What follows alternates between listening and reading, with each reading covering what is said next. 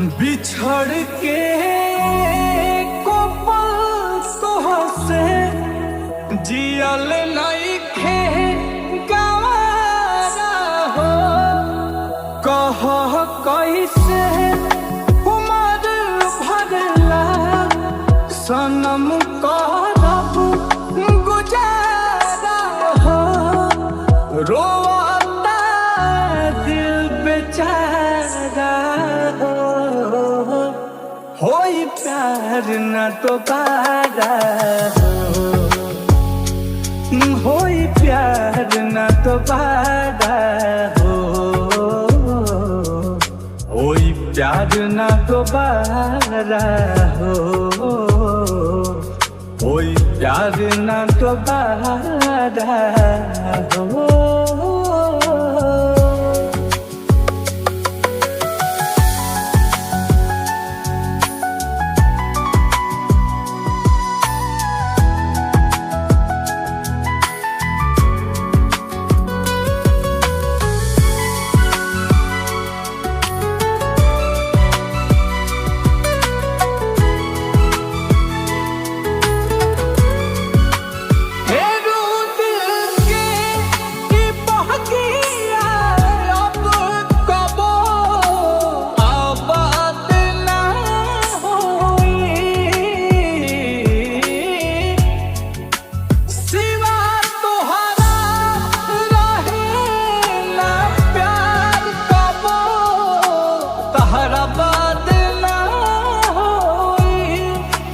अचानक के सब खत्म भइल ना बुझ पैली सारा हो।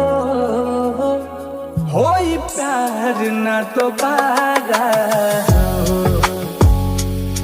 होई प्यार न दोबारा हो।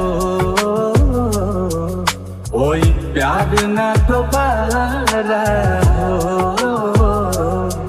कोई प्यार न दोबारा हो।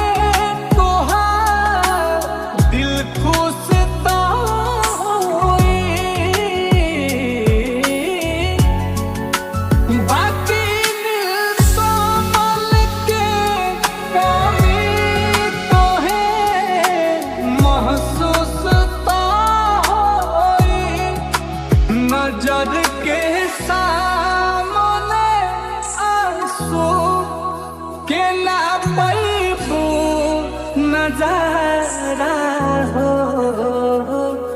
होई प्यार न दोबारा हो। होई प्यार न दोबारा हो। होई प्यार न दोबारा हो। कोई प्यार न दोबारा हो।